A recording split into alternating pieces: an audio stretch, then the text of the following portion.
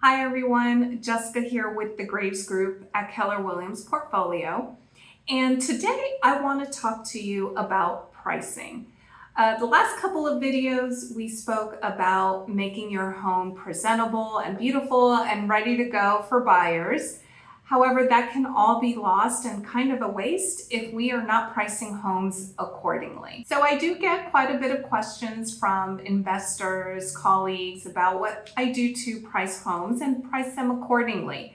So what I'm going to do today is just talk about the basics of what I do to price homes. And really this is just like I said, the basics. We're not going to get into formulas and making grand adjustments. This is just to give you an idea of where we get our numbers. First of all, when a client calls me, I ask them a couple of questions because what we see on county records may not always be accurate.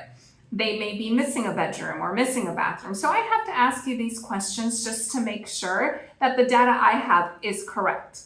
So I'll ask you about square footage. I'll ask you about the number of bedrooms, the number of baths, single story, two story, what do you sit on a corner lot, any kind of extras that you may have that maybe your neighbors might not have.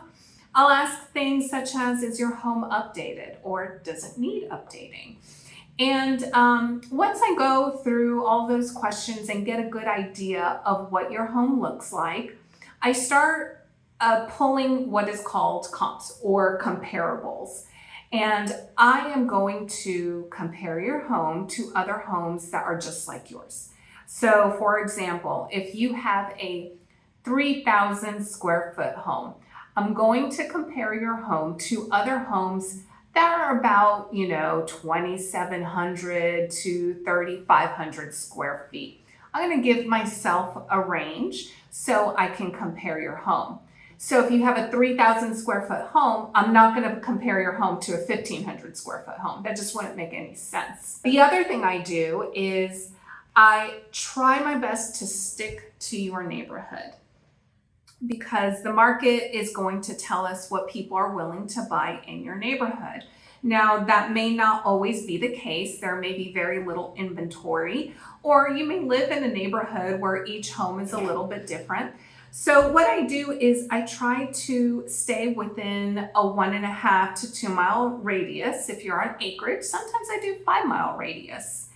And I try not to cross major highways or major parkways. I try to keep it in your area as close as I can. So what am I looking for? I'm looking for sold homes and I'm looking for that data. I'm trying to see what people are willing to pay in your neighborhood and how much they paid for a home. I'm also going to compare your homes in similar size and condition and just try to keep try to keep my data pretty consistent. I also look at homes that are pending. Now, pending homes don't tell me what people have paid, but it does tell me that that home went under contract and there was a reason why. I also look at active comps. Before I used to never really focus on active comps, but now I really do. And the reason I do is I want to see what is your competition doing. I had a listing appointment recently where I had a price range in mind and the seller said, did you know there's a house down the street and that one is listed $50,000 over, what our range is, and the house is almost identical to ours.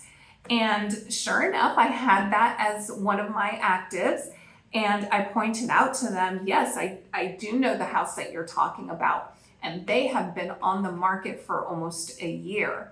So while all the other neighbors have been able to sell their home, this one, as beautiful as it is, just is not selling because it's simply overpriced.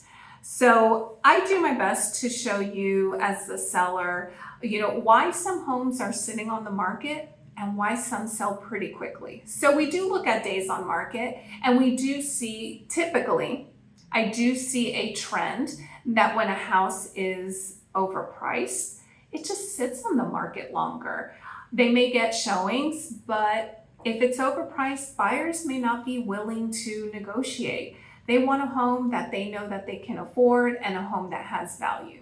Because you also have to remember, a buyer's agent has the same access to the data that I have. So they're going to present to their buyers the same information that I'm presenting to you. If a buyer is using a loan to purchase a home and they're not coming in with cash, they are going to order an appraisal. And appraisers have access to the same data that us realtors do. So if you are overpriced and if a buyer is willing to pay more, chances are an appraiser might disagree.